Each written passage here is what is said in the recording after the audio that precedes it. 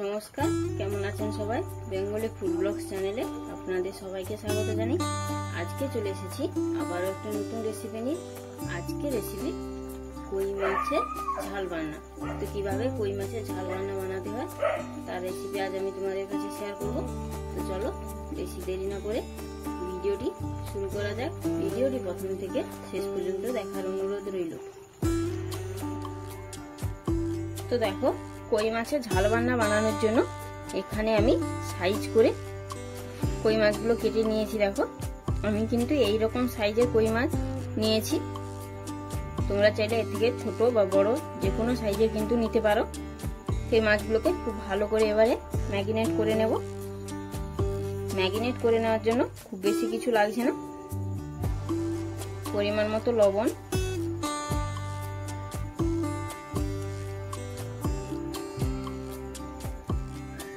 আর পরিমাণ মতো হলুদ গুঁড়ো উপর দিয়ে এইভাবে দেখো ছড়িয়ে দিচ্ছি।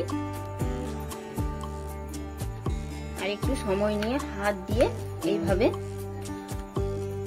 মাখাতে থাকছি। দেখো,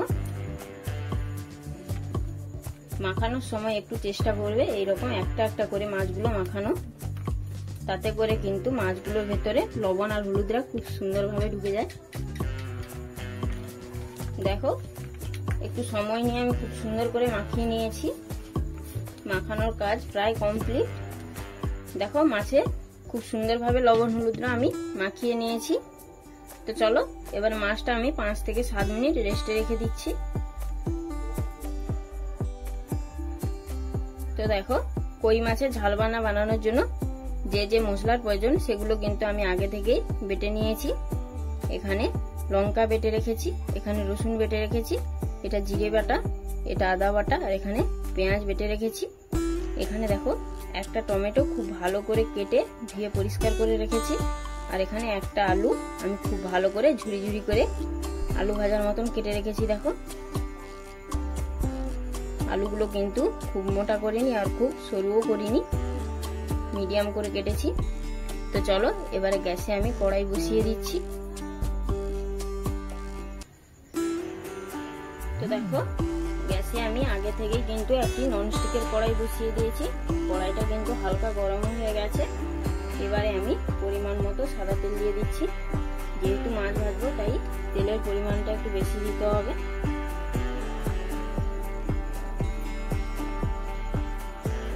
দেখো, এই সময় কিন্তু গ্যাসের ফ্লেমটাকে একদম আমি হাইতে করে দিয়েছি। আর এইভাবে খুন্তি দিয়ে আস্তে করে কিন্তু নেড়ে দিচ্ছি, তাতে করে কিন্তু কড়াইয়ের চারধারে তেলটা খুব সুন্দরভাবে কিন্তু মিশে যায়। আর মাছগুলো দেওয়ার সময় কিন্তু খুব ভালো করে তেলটা মাছের গায়ে লেগে যায়।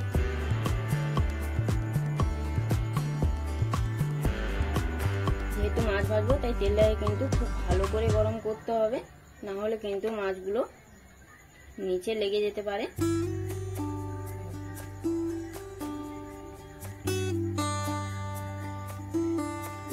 দেখো, তেলটা কিন্তু খুব ভালোভাবে গরম হয়ে গেছে।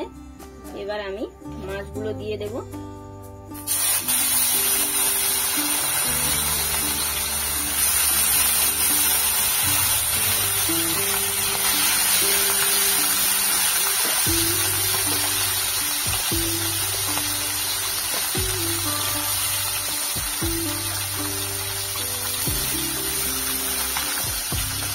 মাছগুলো দেওয়ার সময় কিন্তু একটু সাবধানে দিতে হবে, না হলে কিন্তু গায়ে তেল ছিটকে পড়ে যেতে পারে।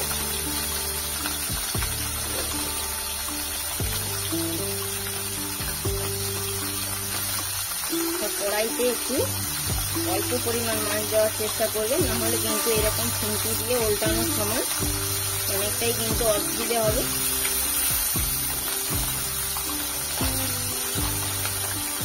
দেখো, যেহেতু এটা কই মাছ তাই ভাজতে কিন্তু খুব বেশি সমস্যা হবে না, খুব সহজেই কিন্তু উঠে যাবে। দেখো,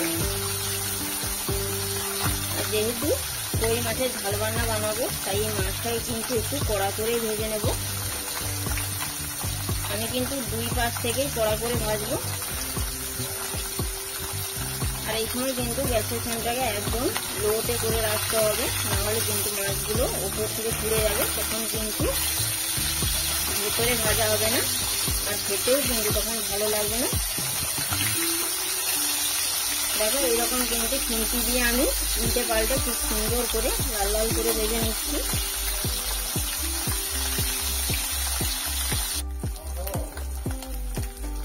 তো দেখো মাছগুলো কিন্তু দুই পাশ থেকেই কিন্তু খুব সুন্দর লাল লাল করে ভাজা হয়ে গেছে।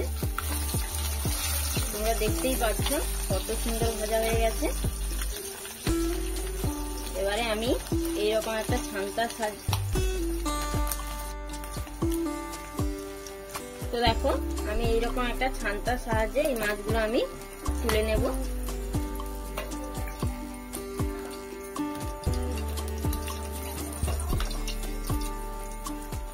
মাছগুলো আমি ছেঁকে নিয়েছি, এবার একটা প্লেটে আমি রেখে দিচ্ছি।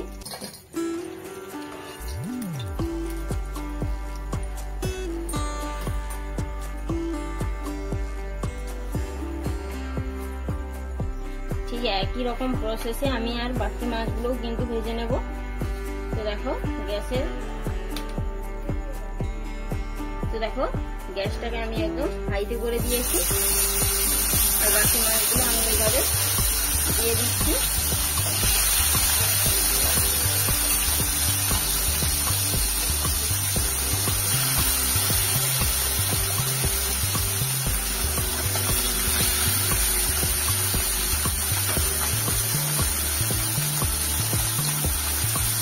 দেখো ঠিক আগের মাছগুলোর মতনই কিন্তু আমি এই মাছগুলোকে ভেজে নেব। ঠিক একই রকম ভাবে এই মাছগুলো কিন্তু আমি কড়া করেই ভাজবো, একদম লাল লাল করে। তো চলো একবারে মাছগুলো ভাজার পরে ফিরে আসছি। তো দেখো ঠিক একই রকম ভাবে কিন্তু এই মাছগুলো আমি লাল লাল করে ভেজে নিয়েছি। দেখো দুই পাশ থেকেই কিন্তু লাল লাল হয়ে গেছে। এবার ঠিক একই রকম প্রসেসে মাছগুলো ছান্তার সাহায্যে তুলে নেব।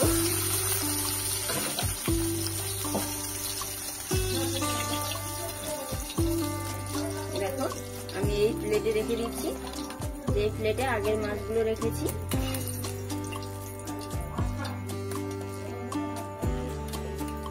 দেখো এই প্লেটে আমি মাছগুলো নামিয়ে নিয়েছি, এবার এটা আমি সাইডে রেখে দিচ্ছি। তো দেখো যেহেতু এই তেলে মাছ ভেজেছি, তাই তেলটা কিন্তু আগে থেকেই গরম আছে। এই তেলে আমি দিয়ে দিচ্ছি বেটে রাখা রসুন।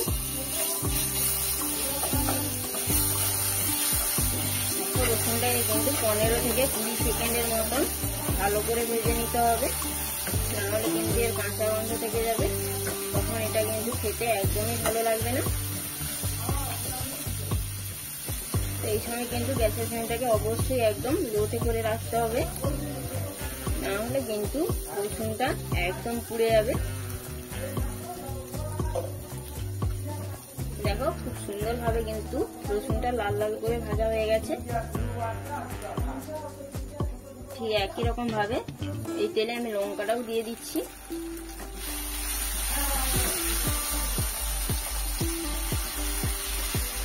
লঙ্কাটা কিন্তু তেলের উপরে দিলে এর অনেকটা ঝাল কমে আসে, আর লঙ্কার কালারটাও কিন্তু অনেকটাই চলে আসে।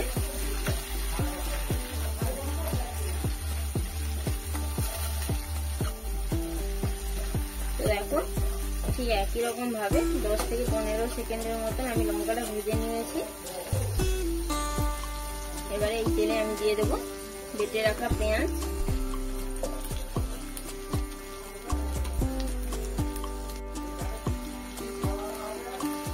দেখো আমি পেঁয়াজটাকে খুব ভালো করে কিন্তু খুন্তি দিয়ে এইভাবে নাড়তে থাকছি। এই সময় কিন্তু গ্যাসের ফ্লেমটাকে আমি লো টু মিডিয়ামে করে দিয়েছি। এবার খুব ভালো করে সময় নিয়ে আমি পেঁয়াজটাকে কষাতে থাকছি, যতক্ষণ না পর্যন্ত হালকা লাল কালার চলে আসছে ততক্ষণ পর্যন্ত কিন্তু পেঁয়াজটাকে কষাতে থাকবো।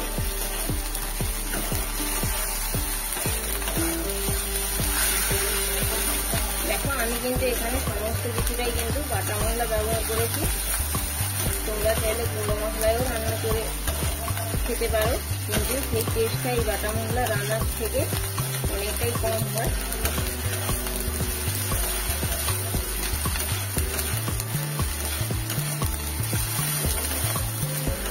তোমরা এইরকম আমার ভিডিও দেখে এরকম ঘরের বাটা মশলায় রান্না করে খেয়ে দেখবে, এর টেস্টটা কিন্তু সম্পূর্ণ আলাদা হয় আর এটা খেতেও কিন্তু খুবই ভালো লাগে। দেখো পেঁয়াজটা কিন্তু অনেকটাই কষানো হয়ে গেছে, হালকা লাল লাল কালার চলে এসছে। এইবারে দিয়ে দেবো কেটে রাখা টমেটো কুচি।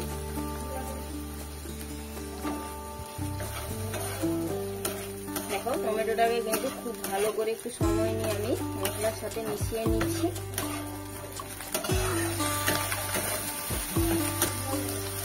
যাতে টমেটোটা খুব তাড়াতাড়ি গলে যায় তার জন্য আমি অল্প লবণ দেব।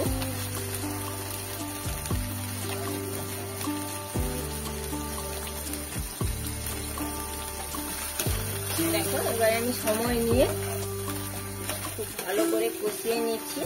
যেহেতু এটা টমেটো তাই খুব ভালো করে কিন্তু কষাতে হবে, নাহলে কিন্তু এর কাঁচা গন্ধ থেকে যাবে আর তখন এটা খেতে কিন্তু একদমই ভালো লাগবে না।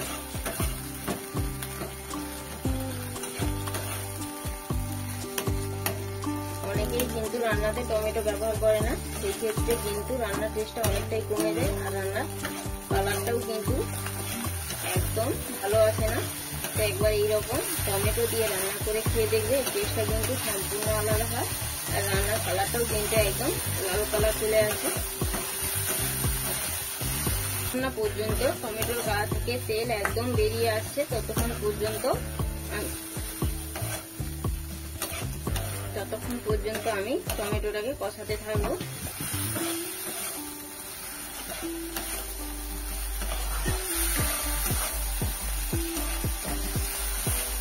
দেখো আমি কিন্তু সময় নিয়ে 4 থেকে 5 মিনিটের মতন সময় নিয়ে কিন্তু টমেটোটাকে খুব ভালো করে আমি কষিয়ে নিয়েছি। টমেটোর গা থেকে কিন্তু তেল একদম ছেড়ে গেছে, দেখো তেল কিন্তু ছেড়ে ছেড়ে আসছে। এই সময় আমি দিয়ে দেবো বেটে রাখা আদা, বেটে রাখা জিরে। দেখো একসাথেই কিন্তু আদা জিরে বাটা আমি দিয়ে দিয়েছি। আবারও খুব ভালো করে আমি এরকম দেখো কষিয়ে নিচ্ছি। আমি এখানে কিন্তু জিরে বেটে ব্যবহার করেছি, তোমরা চাইলে জিরে গুঁড়ো করেও দিতে পারো, সেক্ষেত্রে কিন্তু রান্নার টেস্টটা একই রকম থাকে, খুব একটা ডিফারেন্স হয় না। আর যেহেতু আদা বাটা দিয়েছি তাই দেখো কড়াইয়ের নিচে লেগে যাচ্ছে, তাই খুন্তি দিয়ে আমি এইভাবে দেখো তুলে তুলে দিচ্ছি। আর এই সময় কিন্তু গ্যাসের ফ্লেমটাকে কিন্তু অবশ্যই একদম লোতে করে রাখতে হবে, নাহলে কিন্তু মশলাগুলো একদম পুড়ে যাবে, তখন কিন্তু খেতে একদমই ভালো লাগবে না। মশলার গা থেকে কিন্তু একদম তেল ছেড়ে গেছে। এই সময় আমি দিয়ে দেব পরিমাণ মতো হলুদ গুঁড়ো। যেহেতু মাছের ঝাল বানাবো তাই হলুদের পরিমাণটা কিন্তু একটু বেশি দিতে হবে।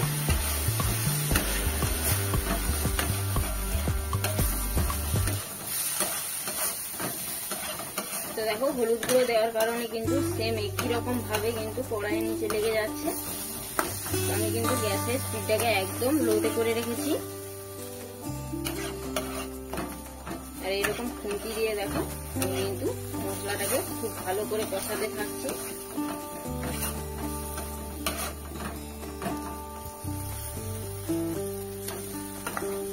আমি কিন্তু মাছের ঝাল রান্না করার জন্য তেলের পরিমাণটা অনেকটাই কিন্তু কম ব্যবহার করেছি, দেখতেই পাচ্ছ।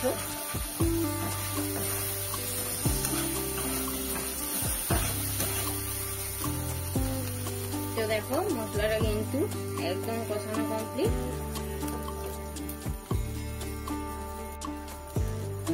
এবারে আমি মশলা যে বেটেছিলাম তার জল দিয়ে দিচ্ছি অল্প পরিমাণ।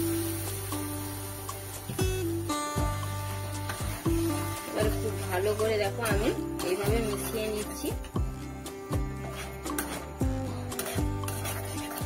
আমি আরো অল্প পরিমাণ জল দিয়ে দেব।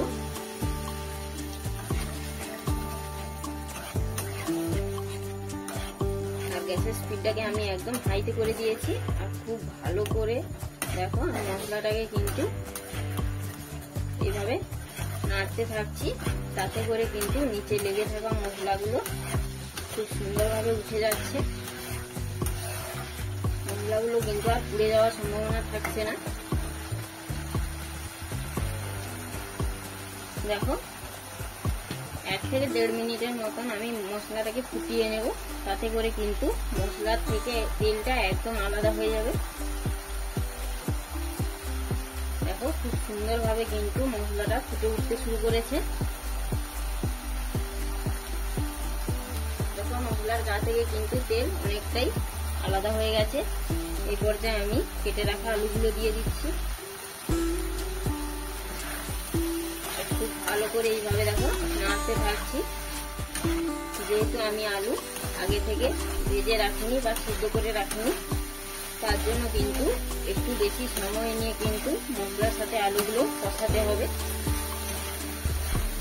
অনেকেই কিন্তু কই মাছের ঝাল বানায়, কই মাছ কাটার ভরেই কিন্তু বানায় না, কিন্তু কই মাছের ঝাল বানায় একবার খেয়ে দেখবে এরকম বাটা মশলায় তার টেস্টটা কিন্তু সত্যি সম্পূর্ণ আলাদা হয়, আর খেতেও কিন্তু দুর্দান্ত লাগে। এই কই মাছ কিন্তু বাচ্চা থেকে বড় বা বয়স্করা সবাই কিন্তু খেতে পছন্দ করে। তো আমার এই ভিডিও দেখে বাটা মশলায় এইরকম কই মাছের ঝাল বানায় একবার বাড়িতে বানিয়ে খেয়ে দেখতে পারো। আমি কথা দিচ্ছি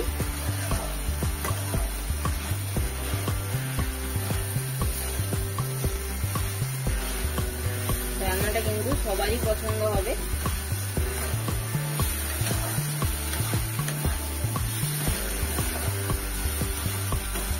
তো এইবারে আমি আরো অল্প পরিমাণ লবণ দিয়ে দেব।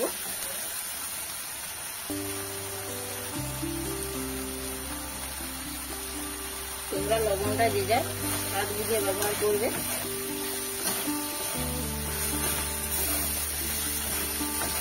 দেখো আলুটা কিন্তু খুব সুন্দরভাবে কষানো হয়ে গেছে। আমি কিন্তু 4 থেকে 5 মিনিটের মতন কিন্তু কষিয়ে নিচ্ছি।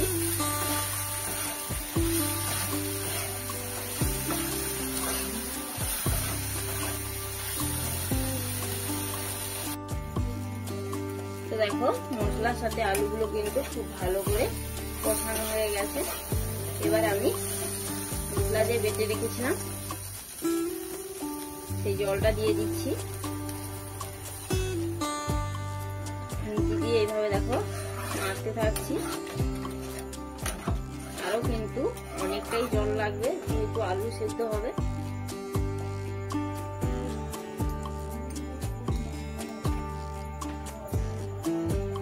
এই সময় গ্যাসের ফ্লেমটাকে অবশ্যই একদম হাইতে করে দিতে হবে।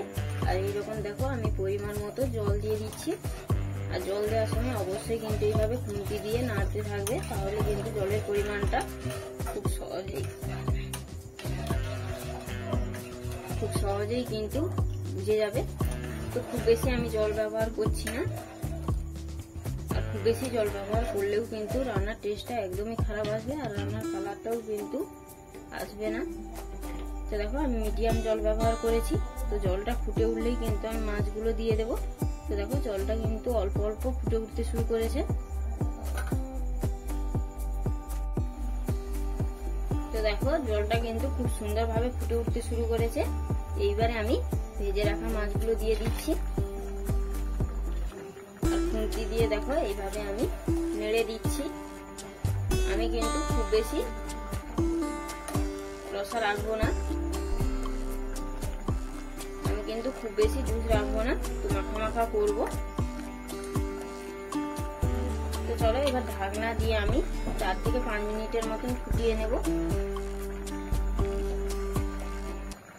দেখো আমি ঢাকনাটা দিয়ে দিলাম। তো এবারে 4 থেকে 5 মিনিট ফুটিয়ে নিলেই কিন্তু রান্নাটা একদম কমপ্লিট হয়ে যাবে। তো চলো একদম 5 মিনিট পরে ফিরে চলে এসেছি। তো চলো একদম 5 মিনিট পরে ফিরে চলে আসছি। তো দেখো 4 থেকে 5 মিনিট পরে কিন্তু ফিরে চলে এসেছি। এবারে দেখবো রান্নাটা হয়েছে কিনা। এবার আমি রান্নাটা খুলে দিচ্ছি। তো দেখো রান্নাটা কিন্তু একদম কমপ্লিট। কত সুন্দর হয়েছে দেখো, একদম মাখো মাখো হয়ে গেছে। এবার আমি আলুটা সিদ্ধ হয়েছে কিনা দেখবো। দেখো খুব সুন্দর ভাবে কিন্তু আলুটাও সিদ্ধ হয়ে গেছে। দেখো কত সুন্দর হয়ে গেছে আর কত সুন্দর কালারটাও কিন্তু চলে এসেছে। এটা কিন্তু দেখতে খুবই সুন্দর হয়েছে। দেখো এটা দেখতে যেমনই সুন্দর, খেতেও কিন্তু খুবই ভালো লাগে। তো তোমরা একবার বাড়িতে না বানিয়ে খেয়ে দেখলে কিন্তু একদম বুঝতে পারবে না কত সুন্দর খেতে এটা লাগে। তো বেশি আর কথা বাড়াবো না, এখানেই আমি ভিডিওটি শেষ করব। সবাই ভালো থাকবেন, সুস্থ থাকবেন, সাবধানে থাকবেন। ভিডিওটি ভালো লাগলে অবশ্যই কমেন্টে জানাবেন, লাইক ও শেয়ার করবেন, চ্যানেলটি সাবস্ক্রাইব করবেন। আবারও ফিরে আসবো একটি নতুন রেসিপি নিয়ে। তো চলো, নমস্কার।